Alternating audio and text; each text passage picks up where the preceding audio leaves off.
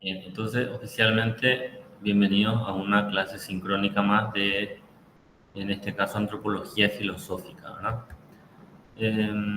Si nosotros vamos al aula Moodle, vamos a ver que estamos compartiendo una serie de lecturas. Inicialmente tenían que ver con em, cuestiones introductorias y que intentan hacer la distinción entre antropología filosófica, antropología científica y lo que habíamos llamado nosotros eh, los fundamentos epistemológicos de esta disciplina, ¿verdad?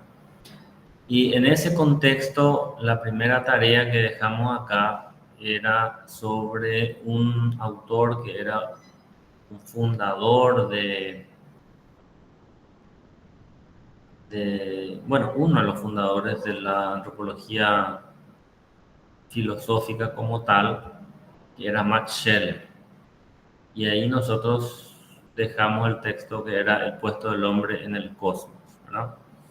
Eso nos quiere ayudar a pensar justamente el puesto de la antropología filosófica en los saberes de las ciencias como tal, ¿verdad? Lo que llamamos el estatuto epistemológico de la antropología filosófica en este caso, ¿verdad? Eh, y bueno, quiero retomar a partir de allí, ¿verdad? Eh, Primero, ¿cómo nos fue con esa es la primera conversación que yo quiero tener con ustedes? Es qué pudieron revisar del texto de Max Scheler y qué tal les fue con eso, ¿verdad? Max Scheler se sitúa en una tradición, hay que decirlo, ¿verdad? Max Scheler es un filósofo de una línea bastante específica, que es la de la filosofía neotomista, personalista, es decir, hay allí una tradición bien identificable. Eh, Contraria a otras antropologías posteriores, pero él escribe su texto en los años 1919, creo que es ese texto. Compartimos el del puesto del hombre en el cosmos. Y como les digo, es una de las lecturas que inaugura, es una de las que inaugura el tema de la antropología filosófica como tal, ¿verdad? El pensar el puesto del ser humano, así como el texto indica, ¿verdad? ¿Cuál es el puesto del ser humano o del hombre en términos genéricos en el cosmos? ¿Y cuál es el análisis que hace Scheller, ¿verdad? ¿Alguien que nos quiera comentar cómo le fue con ese texto, con ese tema? Scheller, el puesto del hombre en el cosmos. ¿Quién se anima? ¿Quién da más?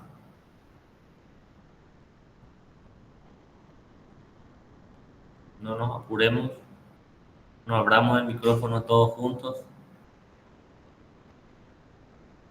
¿Quién nos comenta su experiencia con Max Scheller?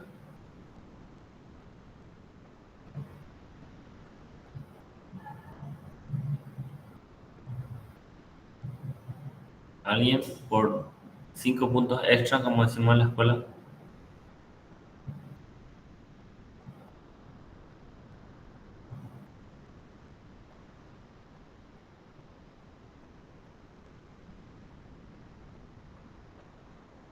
O mejor revisamos las tareas y ahí sí preguntamos uno a uno.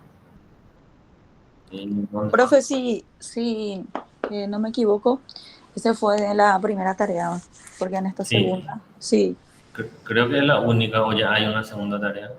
sí, la que usted envió hace poco era, o sea, que el de que vence hoy es de Carlos, el apellido se me fue ahora, que justamente estábamos debatiendo por el año Carlos de edición. Borley. Sí, y esa fue la primera que hicimos, si no Sí, tengo, es esa primera, sí, esa primera, a esa me estoy refiriendo. No sabía que sí, ya había una segunda tarea.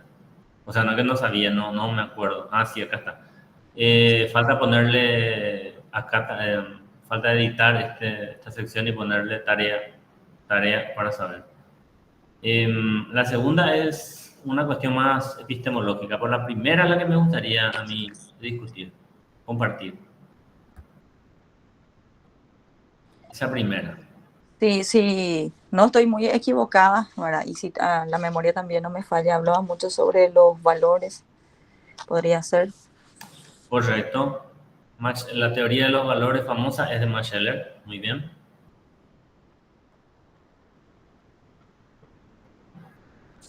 Profe, yo leí también algo y más o menos la información me llegó así,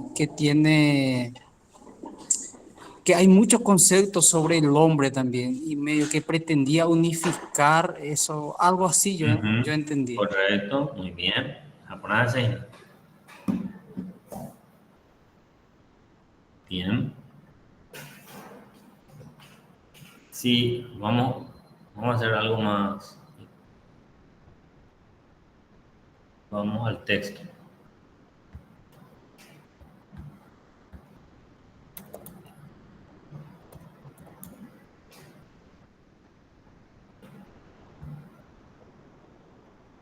Scheller inaugura, por eso me interesa esta mirada que hace Scheller, porque él inaugura el análisis tradicional de cómo se hacía hasta los años 50 más o menos, 1928. No, Scheller muere en el 28 y este texto creo que el original es de 1900, inicio de siglo. Recuerdo muy bien, 1919. Vamos a preguntarle a Google.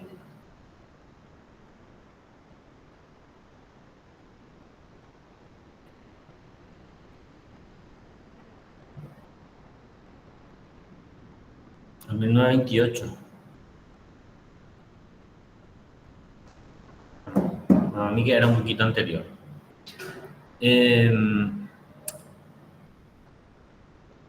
Porque en 1928 él muere. O sea, el año en que murió no salió ese texto. En fin. El caso es que este texto inaugura un poquito el origen del análisis, de la teoría del José Luis. ¿Y podés abrir tu micrófono, José Luis? Vos después leaste el texto, pero bueno, te fuiste a la conclusión. Entonces, Scheller hace mucho rodeo para llegar a eso. Hace mucho rodeo para llegar a eso. ¿Puede el compañero abrir el micrófono o no?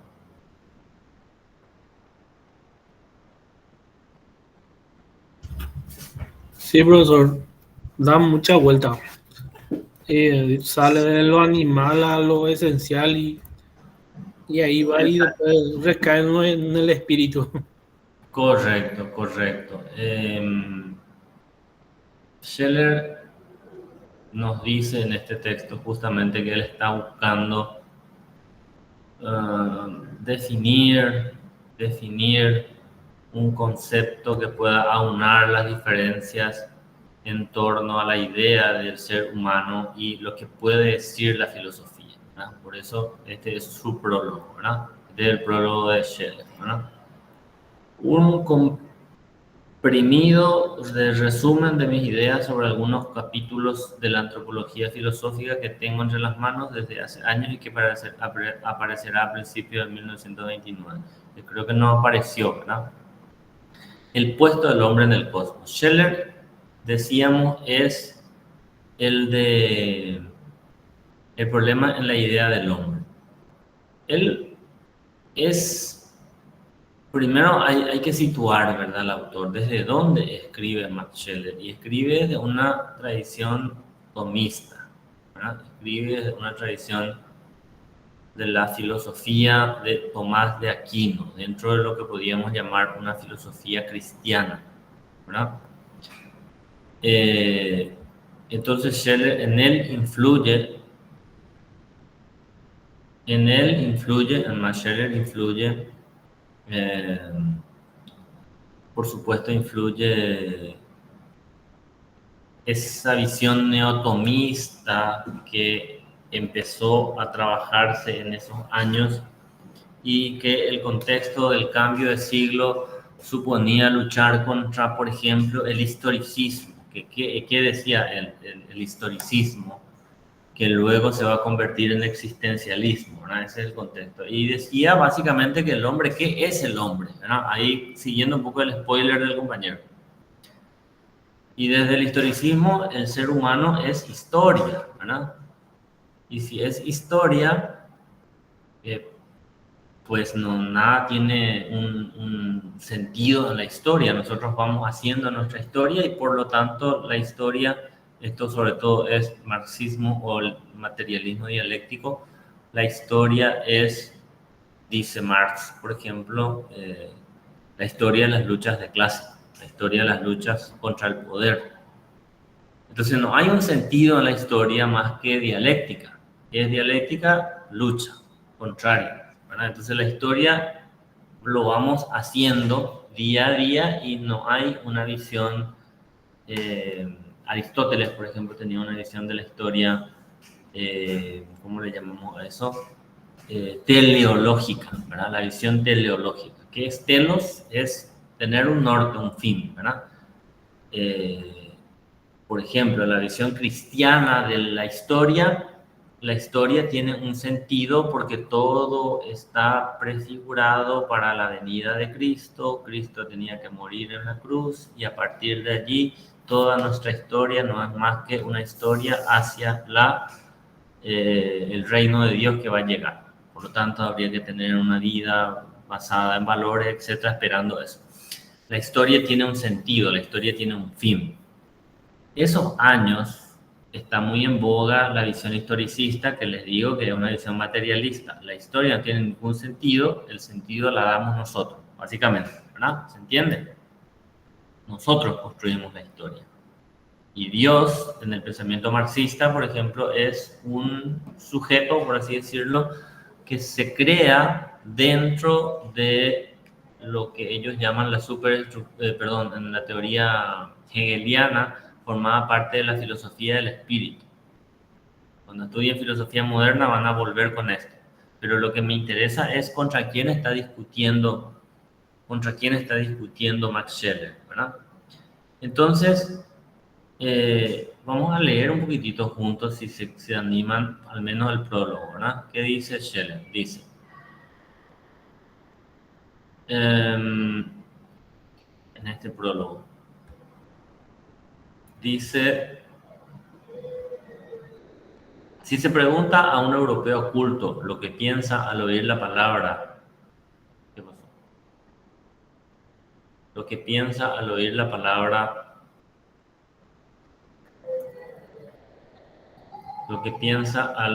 palabra hombre, casi siempre, ahí estamos viendo la pantalla, ¿verdad? Casi siempre empezarán a rivalizar en su cabeza tres círculos de ideas. Ahí estamos viendo. Tres círculos de ideas, totalmente inconcebibles entre sí. Primero, el círculo de las ideas de la tradición judeocristiana, Adán y Eva, la creación, el paraíso, la caída. Segundo, el círculo de ideas de la antigüedad clásica. Aquí la conciencia que el hombre tiene de sí mismo se elevó por primera vez en el mundo a un concepto o suposición singular mediante la tesis de que el hombre es hombre porque posee razón, logos, phronesis, ratio, mens, etc. Donde logos significa tanto la palabra como la facultad de apresar el qué de todas las cosas. Con esta concepción se enlaza estrechamente la doctrina de que el universo entero tiene por fondo una razón sobrehumana de la cual participa el hombre y solo el hombre entre todos los seres. Tradición hebrea, Adán y Eva, tradición de la razón de la filosofía griega, y el tercer círculo de ideas es el círculo de las ideas forjadas en la ciencia moderna, de la naturaleza, y por la psicología genética y que se han hecho tradicionales también hace mucho tiempo. Según estas ideas, el hombre sería un producto final y muy tardío de la evolución del planeta Tierra, un ser que solo se distinguiría de sus precursores en el reino animal por el grado de complicación con que se combinarían en él energía y facultades que en sí ya existen en la naturaleza infrahumana. Estos tres círculos de ideas carecen entre sí de toda unidad. Pasemos a una antropología científica. Poseemos, mejor dicho, una antropología científica, poseemos una antropología filosófica y poseemos una antropología teológica, ¿verdad? La visión evolucionista sería la científica, la filosófica tendría que ver con estas ideas del hombre como animal racional de Aristóteles en la filosofía clásica, y la visión teológica clásica del creacionismo, ¿verdad? Que no se preocupan una de otra, pero no poseemos una idea unitaria de ser humano, de hombre, dice Scheller. Por otra parte, la multitud siempre creciente de ciencias especiales que se ocupan del hombre ocultan la esencia de este mucho más de lo que la ilumina, por valiosas que sean. Si se considera, además que los tres citados círculos de ideas tradicionales están hoy fuertemente quebrantados, y de un modo muy especial la solución darwinista al problema del origen del hombre, cabe decir que en ninguna época de la historia ha resultado el hombre tan problemático para sí mismo como en la actualidad. Esta es una famosa frase que se cita siempre, ¿verdad? Dice Scheller: ninguna época como ahora el hombre ha resultado tan problemático para sí mismo. Por eso me he propuesto el ensayo una nueva antropología filosófica sobre la más amplia base. En lo que sigue, quisiera dilucidar tan solo algunos puntos concernientes a la esencia del hombre. Ahí está el punto, ¿verdad? ¿Qué busca él, ¿verdad? Esencia del hombre, punto 1. Relación con el animal y con la planta, punto 2. Y el singular puesto metafísico del hombre. Entonces, ¿qué es lo que intenta hacer Scheller? Apuntando a una pequeña parte de los resultados a que he llegado. Y el término y el concepto de hombre encierran una pérfida anfibología, sin aclarar la cual ni siquiera se puede acometer la cuestión del singular puesto del hombre. La palabra hombre indica en principio lugar, las características morfológicas distintivas que posee el hombre como subgrupo de los vertebrados y de los mamíferos. Es claro que cualquiera sea el resultado que ofrezca este modo de formar el concepto de hombre, al ser vivo, llamado hombre, no solo está subordinado al concepto de animal, punto 1, sino constituye también una provincia relativamente muy pequeña del reino animal. Así continúa siendo el caso, aun cuando con Linneo llamemos al hombre el ápice de la serie de los vertebrados mamíferos, lo que por lo demás es muy discutible objetiva y conceptualmente. También este ápice, bla, bla, bla, bla. En fin, ¿qué tenemos acá? Tenemos lo fundamental del texto, ¿verdad? De que él, en el desarrollo de su idea de ser humano, o de hombre en este caso, o del puesto del hombre en el cosmos, él hace un análisis, ¿verdad? Busca una definición esencial de hombre, trata de hacer la relación del animal y del hombre con el animal y la planta, y termina con el singular puesto metafísico del hombre en el cosmos, ¿verdad? Ese es el recorrido. ¿Para qué? Para tratar, según él, de responder a estas tres visiones también antropológicas de la época y que estaban en discusión, ¿verdad? La visión creacionista, la visión científica evolucionista, la visión racional y subrepticiamente la visión historicista, contra la cual él va a plantear esta visión metafísica del hombre, ¿verdad? Es decir, si la visión materialista nos dice el ser humano es historia racional, se desprende de la segunda perspectiva y se desarrolla a lo largo de la historia gracias a su trabajo, gracias a su modificación de la naturaleza, Scheller va a tratar de salirse de eso y asumiendo sus fundamentos teóricos, porque les digo, él viene de una tradición personalista, neotomista, que influyó mucho dentro de una línea de pensamiento más católico, ¿verdad?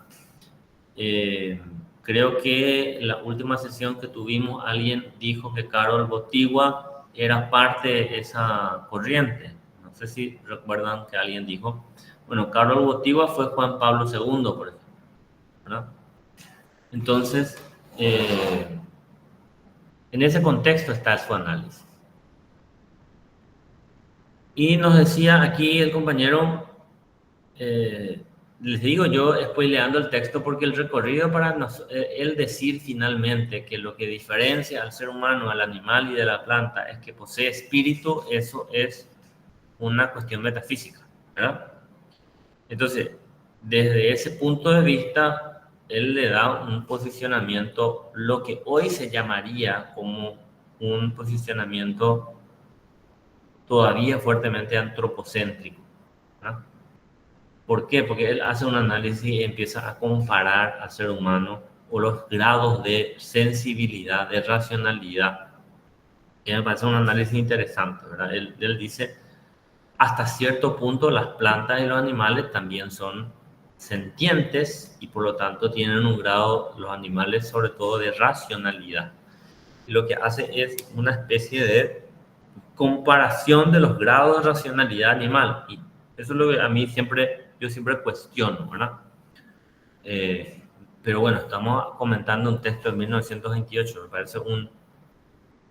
me parece una comparación no válida que nosotros tengamos que compararnos con, por ejemplo, los animales, no dando derecho a los animales de que puedan debatirnos, ¿verdad?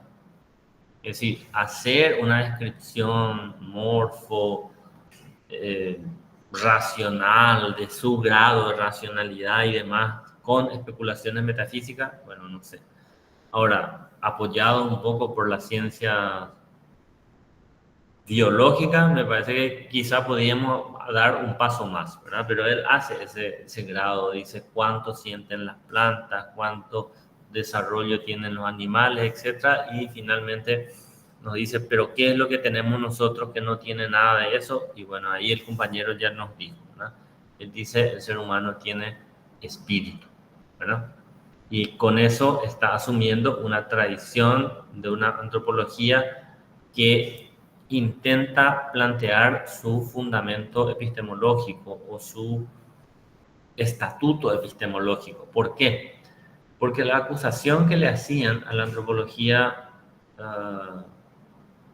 de Scheller y de otros autores era que eso no era antropología filosófica, sino que eso era antropología bíblica o, mejor dicho, antropología teológica, ¿verdad? Entonces, vuelvo a la pregunta, ¿verdad? Y todavía no leí sus tareitas, así que tengo que leer. ¿Qué les parece a ustedes ese análisis que lleva a comparar a los seres humanos con las plantas y los animales, que intenta pensar el puesto del hombre en su realidad, en el cosmos, y que termina diciéndonos lo que nos diferencia es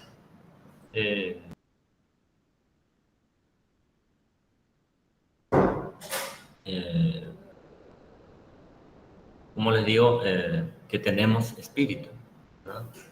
¿Qué le pueden decir ustedes qué podrían decir ustedes a ese análisis?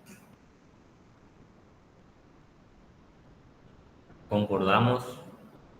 Es muy del siglo XX. Me parece que depende un poco de nuestros principios personales, incluso podríamos estar más de acuerdo con Scheller o no tanto. ¿Qué dice el público?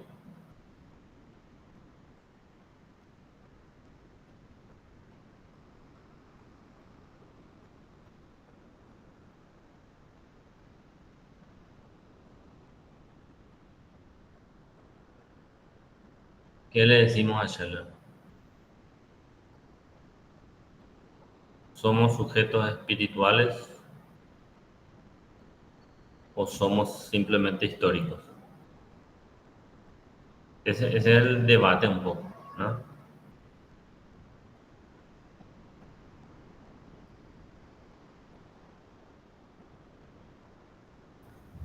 De acuerdo a la creencia, profesor.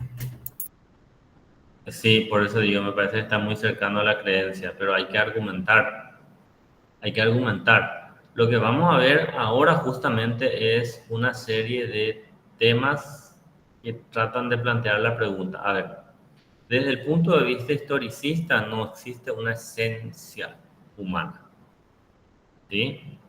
La antropología que inaugura Max Scheler, y por eso le trajimos a Max Scheler, no porque es rubio y tiene ojos azules, sino simplemente porque inaugura una perspectiva. ¿Cuál es esa perspectiva? La perspectiva esencialista.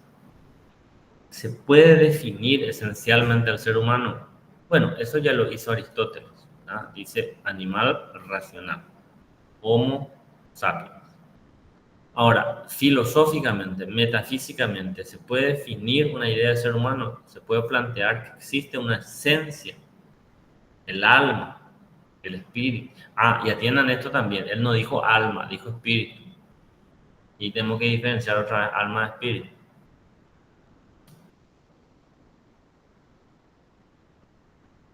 Laura Soledad Acosta. Somos ambas cosas. Que espíritu, historia, alma. Hola, profe, estoy casi sin voz, por eso no puedo hablar. Pero Perdón, fuerza. para mí somos ambas cosas, espirituales e históricos también. Ya también sé que depende espiritualmente, ¿verdad? Pero el ser humano es considerado también un ser espiritual, ¿verdad? Porque posee conciencia, libertad interior y capacidad de trascendencia, ¿verdad?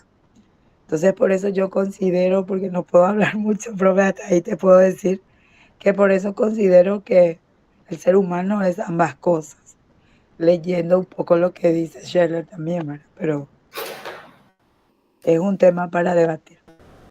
Correcto, excelente. Sobre todo voy a estar dando un paso más, ¿verdad? Un paso más que el tema que yo quería introducir hoy, ¿verdad? Más que Scheller, lo que yo quería introducir es la antropología de la complejidad. A partir de ahora nos quedan muy poquitos clases realmente porque esto es muy rápido, entonces yo quiero tocar unos temas específicos, ¿verdad? Perspectivas contemporáneas en la antropología filosófica. El texto que les propongo hoy es un texto que introduce varias perspectivas en la historia sobre visiones esencialistas, ¿no? La antropología de la complejidad de la que quiero hablar después trata de salirse de esa visión esencialista de la antropología que busca definir esencialmente una cualidad en el ser humano, ¿no? Entonces, el historicismo y la visión espiritualista estuvo en un gran debate porque uno se excluía al otro, ¿verdad? Si somos puramente espirituales, entonces el espíritu tiene prioridad por sobre la materia, pero si somos histórico-materiales, el espíritu es solamente una superestructura que está en una manera casi, desde el punto de vista marxista, por ejemplo, casi ideológicamente. Y ideológicamente eso significa una falsa conciencia. Una falsa conciencia es una idea que está en mi mente, que introdujeron en mí, pero que en realidad no condice con la realidad, es una alienación, dicen ellos, ¿verdad? Pero para llegar a eso, primero hagamos el recorrido histórico, ¿verdad? Los filósofos ante el hombre, básicamente, ¿verdad? Una visión bastante resumida, ese es el capítulo que yo les quiero dejar, que es un recorrido por la visión griega sobre el ser humano, los filósofos griegos. Después vamos a pasar, y bueno, y ahí tenemos que entrar a hacer ese debate entre la visión del hombre en la filosofía platónica, en la filosofía aristotélica y en la filosofía posterior, ¿verdad? La visión sobre el hombre en el cristianismo, por ejemplo, ahí se va a afianzar una visión sobre todo dualista, ¿verdad? Entre cuerpo y alma, que no siempre entra en una buena conjunción, porque ellos le van a dar prioridad al alma, y es el alma que preexiste incluso y que va a ser eterna y que va a recibir un premio o un castigo al que hay que darle prioridad, ¿verdad? Una antropología dualista.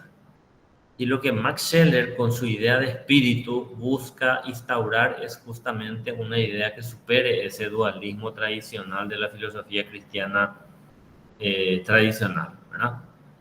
El hombre, desde esta visión cristiana, es criatura de Dios, y Dios le dio el alma, y desde el alma lo que se tiene que salvar, priorizar, es justamente esa visión del alma, que es absolutamente distinta del cuerpo y que es una especie de herencia del pensamiento platónico, ¿verdad? Porque ustedes sabrán, el que inaugura el dualismo filosófico antiguo es Platón, cuando él hace una distinción muy fuerte entre el cuerpo, que se vuelve, según él, un obstáculo para el desarrollo del alma, ¿verdad? Que en realidad viene una doctrina anterior a la de Platón, viene de las doctrinas órficas ya anteriores a la filosofía clásica, y se puede ir rastreando esa visión dualista de la historia, de la vida, de todo, del ser humano, ¿verdad? Y que permeó también en el cristianismo por demasiado tiempo, y del cual Scheler intenta salirse un poco, ¿no? Después vamos a tener la visión, después de los medievales, vamos a tener la visión del ser humano o el significado antropológico del Renacimiento, los racionalistas, los empiristas, la Ilustración, los idealistas, la visión materialista de Feuerbach y Marx, el vitalismo de Kierkegaard a Sartre, pasando por Nietzsche. Es decir, una pequeña síntesis y una pequeña mirada a la antropología del siglo XX, y ahí va a estar Freud, ahí va a estar, bueno, va a estar el propio Scheler, pero también va a estar, después justamente aquí está Max Scheler, y otros autores, ¿verdad? Como filósofos franceses dentro de la línea fenomenológica, Merleau-Ponty, por ejemplo, Heidegger, en fin, ¿verdad? Una apretada síntesis, pero que espero que les dé esa visión histórico-filosófica sobre las diferentes perspectivas, entre comillas, esencialistas del ser humano, ¿verdad? A partir de allí, yo quiero proponerles unas miradas más actuales que rompan con esa visión esencialista y que apunten a esto que la compañera recién dijo, ¿verdad? Es decir, ¿por qué tengo que yo definir al ser humano como puramente espiritual y no material, puramente racional y no al mismo tiempo loco, delirante? ¿Por qué no mirar la idea de ser humano en una forma mucho más compleja, ¿verdad? Y esa perspectiva va a inaugurar Edgar Morin, ¿verdad? A partir de esa visión histórica, yo quiero entrar a Edgar Morin. Y vamos a estudiar también a perspectivas como las de Roberto Espósito, por ejemplo, ¿no? Roberto Espósito va a decir: lo esencial en el ser humano es ir modificando cotidianamente su propia esencia, ¿no? O sea, nosotros vamos transformando la idea de esencia en el ser humano, ¿no? Edgar Morin es bastante conocido, no sé si en algún otro módulo hablamos de él. En educación se habla mucho, se hablaba, ¿verdad? Hoy no sé si sigue hablando. De hecho, tiene mala prensa hoy en día perspectivas como la de Edgar Morin, porque creo que también en esta clase hablamos alguna vez, o no era en esta clase, porque él tiene una visión planetaria, una visión globalista, y el globalismo tiene muy mala prensa últimamente, sabrán ustedes, ¿verdad? ¿Qué vamos a estudiar con Edgar Morin? Y ese es el tema que propiamente está en la plataforma hoy, ¿verdad? Vamos a estudiar antropología de la complejidad. Yo les voy a dejar un capítulo resumido de Edgar Morin, pero les voy a sugerir este libro, que es Humanidad de la Humanidad, el método. Edgar Morin escribió una serie de textos, pero tiene un sistema filosófico que escribió en un libro que se llama El Método, tomo 1, 2, 3, 4, 5, 6, 7, ¿verdad? En el tomo 5 de su libro habla de la humanidad de la humanidad. Y acá desarrolla su idea de la antropología de la complejidad, cómo entiende él la idea del ser humano, y lo desarrolla muy extensamente y de una manera que a mí me encanta. En clase de antropología filosófica, cuando teníamos clases presenciales con alumnos en Asunción, leíamos en clase y discutíamos, ¿verdad?, este texto. Y bueno, a mí me interesa. ¿En qué sentido me interesa? Porque rompe con esta visión esencialista de que una definición excluye la otra. O sea, la idea del espíritu se entiende perfectamente desde la antropología de la complejidad de Edgar Morin, pero también se entiende perfectamente la idea de materia, la idea de racionalidad se conjuga con la locura. O sea, el hombre racional es al mismo tiempo delirante, dice Edgar Morin. Hay bucles que no se pueden separar, va a decir Edgar Morin. O sea, él intenta hacer una antropología más que filosófica, más que científica, más que teológica, una antropología de la propia complejidad, fusionando hallazgos científicos, sociológicos, filosóficos, antropológicos, para pensar la idea del ser humano desde su complejidad. O sea, él va a decir, hay que pensar al ser humano desde una visión biológica, pero también hay que pensarlo desde una visión cósmica, también hay que pensarlo desde una visión social, antropológica, psicológica. ¿Por qué? Porque nosotros somos seres biológicos, le debemos todo a la biología, porque es nuestra capacidad cerebral la que nos hace humanos propiamente dicho, con conciencia. Nuestro cerebro evolucionado permitió que se produzcan ideas en nuestra mente que, al chocar con la realidad, va a decir Edgar Morin, producen cultura. Por lo tanto, cerebro, mente, cultura no lo puedo separar. Somos nosotros individuos plenamente identificables, pero no podíamos existir si no conviviéramos en una comunidad, en una cultura. Por lo tanto, sociedad, individuo y cultura tampoco podíamos separar, ¿verdad? Individuo, sociedad, cultura no se puede separar. Y así una serie de bucles que nos ayudan a entender qué cosa en el ser humano, dice Edgar Morin en este texto. Dimensiones, dice Edgar Morin. Tenemos dimensiones, ¿verdad?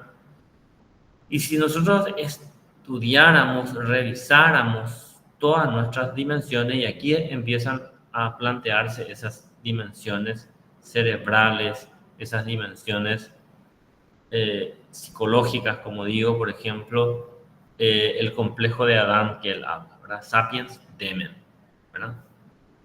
Sapiens Demen.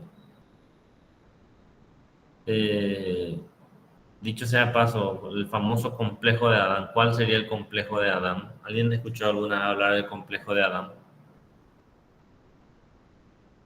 Adán, el primer hombre según el relato bíblico.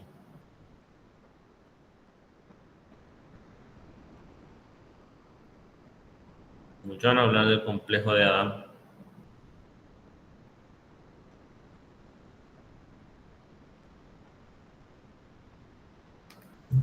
No, profe. El complejo de Adán sería que Adán si fue creado, si no nació de una mujer, no tendría ombligo. De ahí algunos hablan del ombligo de Adán, el complejo de Adán.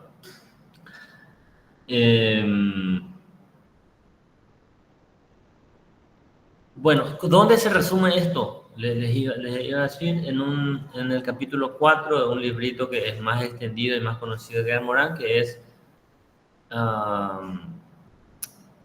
enseñar la complejidad humana. Del texto Los 7 saberes necesarios para la educación del futuro. Ese texto se suele usar mucho en educación, se usaba, insisto, en los años 90 y 2000, porque eso se escribió en el 97, pero hoy tiene muy mala prensa. Bueno, Edgar Morin dice, el hombre es, sí, espíritu, correcto, pero también es loco, también es delirante, también es demens, también es racional, es decir, sapiens, ¿verdad? Sapiens es demens, es delirante, sí, es simbólico, otra definición famosa del ser humano en el siglo XXI. Cassirer habla del ser humano, es un animal simbólico, es un animal social y político, decía Aristóteles en la antigüedad, es un animal que juega, es homo ludens, ¿verdad? El famoso homo ludens, ¿verdad?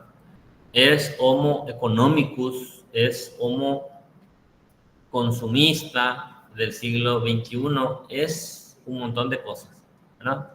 Y podemos ir planteando definiciones. Pero ese hombre loco, racional, consumista, podríamos decir también hoy en día virtual, la definición actual del ser humano, ese es el mismo ser humano en diferentes facetas. Es lo que la neurociencia hoy en día habla de la neuroplasticidad, por ejemplo, ¿no?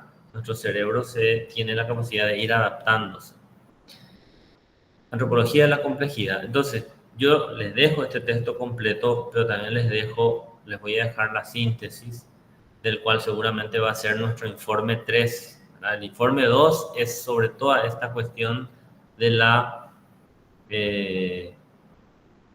de cómo se fundamenta la cientificidad de una antropología filosófica.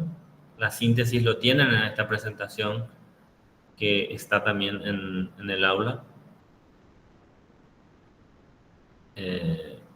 La síntesis de esa tarea 2. Y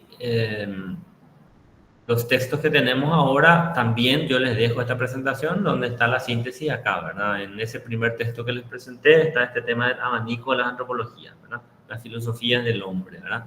Desde el neolítico hacia una visión más antropocéntrica que se inicia en el Renacimiento, se continúa con Descartes, se afianza con Kant y se desarrolla con Feuerbach. Feuerbach es el filósofo aquel que tiene una visión atea muy fuerte cuando dice el origen de la religión, hay un origen teológico de la religión, ¿verdad? Que es Dios o que es la teología, Dios nos dio, nos creó, etc. En realidad el origen es antropológico, nosotros creamos a Dios y proyectamos nuestras cualidades en Dios, ¿verdad? Las antropologías científicas y la antropología filosófica propiamente dicha. Y en el primer texto ustedes tienen toda esta síntesis de la filosofía griega sobre la idea de destino, en Homero, en Hesiodo, el problema de la naturaleza, en los presocráticos, y el problema del hombre, el problema de qué somos, esa pregunta famosa, eso va a estar en la filosofía socrática, les decía yo, hacia el siglo V con los sofistas, en el Homo Mensura. Esto ya lo hablamos antes, ¿verdad? El hombre es la medida de todas las cosas. Esa es una visión bastante antropológica, ¿verdad? En el dualismo platónico, etc., ¿verdad? Toda esa síntesis ustedes la tienen aquí, la síntesis del texto que pasamos recién, ¿verdad? De la visión, un acercamiento a distintas visiones del ser humano, visiones esencialistas, hasta llegar a este tema que también hablamos recién, ¿verdad? La antropología de la complejidad, que a mí me parece que es un tema que tenemos que trabajar todavía hoy en este siglo, sobre todo porque vivimos un siglo, no sé si ustedes van a coincidir conmigo, en donde todavía tenemos bastantes, sobre todo en la pospandemia, me parece. No sé si coincidirán conmigo, pero que es un fenómeno en la pospandemia de visiones demasiado de nuevo radicales y cerradas que chocan entre sí sobre los valores, sobre el ser humano, sobre cómo debemos vivir, sobre qué es lo bueno y qué es lo malo, etc. Y las posiciones están muy cerradas, ¿verdad? Pensemos, por ejemplo, yo nunca escuché, me van a confirmar ustedes, que un pueblo, una ciudad, un municipio saque una resolución donde prohíbe una fiesta de Halloween, por ejemplo. Nunca escuché, excepto en la dictadura quizás, ¿verdad? Más independientemente de si nos parece correcto o incorrecto, el punto es que me parece que estamos viviendo nuevos tiempos en donde las posiciones están demasiado radicales, ¿verdad? Las visiones, las ideas. Entonces, Edgar Morin lo que intenta mostrarnos es justamente la complejidad de la existencia y la necesidad de comprender la diferencia. O sea, ¿por qué hay gente que piensa de una manera y no de otra? Edgar Morin nos dice, tiene que ver con los desarrollos culturales, con los desarrollos simbólicos, ¿no? Entonces, Edgar Morin, yo puedo entender perfectamente la posición de un ultra religioso, de un religioso crítico, de un ateo, de un agnóstico, de un indiferente, porque puedo deconstruir, podríamos decir, su interacción simbólica, social, cultural, compleja, como diría Edgar Morin. Por lo cual, es una invitación finalmente al diálogo, a la diversidad, a la interculturalidad. Pero como yo digo y dije hace poquito también, en este país le tenemos todavía terrible miedo a la interculturalidad, al diálogo, a la diferencia, a la diversidad. Son casi palabras prohibidas en algunos ámbitos educativos, por sobre todo. Recordarán, el plan de transformación educativa, por ejemplo, hablaba de estas cosas y lo borraron. Hoy existe el Plan de Desarrollo Educativo Paraguay 2050, creo que en estos días se presentó. Paraguay 2040 era, ahora es nuevito. No sé si ya hay una página por ahí, es nuevita. No sé si escucharon ustedes, pero se presentó en estos días. Plan de desarrollo, Plan Nacional de Desarrollo. Ayer creo que se presentó. ¿Alguien vio, escuchó eso? Plan Nacional de Desarrollo Paraguay 2020 era, en principio. Después pasamos a Paraguay 2040 y ahora este gobierno en esta semana presentó el nuevo Plan Nacional de Desarrollo Paraguay 2050. Por lo tanto, el Plan Nacional de Educación seguramente ya no es 2050, sino es 2040, sino es 2050. Tema, antropología de la complejidad. Y después les adelanto, las clases siguientes vamos a entrar a ver el paradigma inmunitario de Roberto Espósito, socialidad e historicidad humana. Son 3 grandes tomos, nosotros vamos a tomar solo algunos y lo vamos a hablar después, ¿verdad? Pero ya les dejo estos materiales. Quiero llegar solo hasta la antropología de la complejidad, por ahora. Y tenemos por ahora 2 tareas, por lo tanto nos quedan 2 más, ¿verdad? Y les adelanto, va a ser sobre antropología de la complejidad y va a ser sobre las ideas del paradigma inmunitario de Roberto Espósito. Spoiler, ya que estamos en spoiler, Roberto Espósito va a decir: la esencia del ser humano es la reinterpretación de la propia idea del ser humano o de la propia idea de esencia.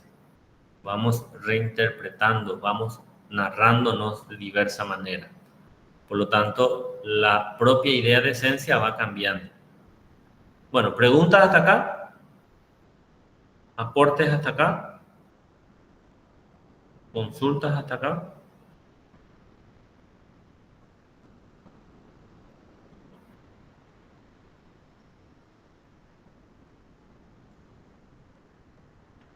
compañeros.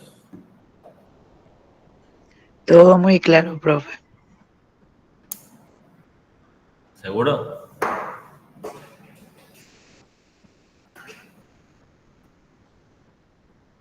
Bueno, Así es, doctor. Estaremos con algunas lecturas más. sí, con eso queremos cerrar el abanico de entender para qué nos sirve hoy la antropología filosófica, ¿verdad? Y en un mundo en donde parece que ya toda nuestra vida está solucionada, todavía la idea de pensar cuál es nuestro futuro en el planeta, cuál es el futuro de nuestro planeta, me parece que puede ser un aporte para que no terminemos matándonos entre todos, ¿no? Ese me parece que es el gran aporte de este tipo de antropología, sobre todo como la de la complejidad, ¿verdad? Bueno, dejamos por aquí.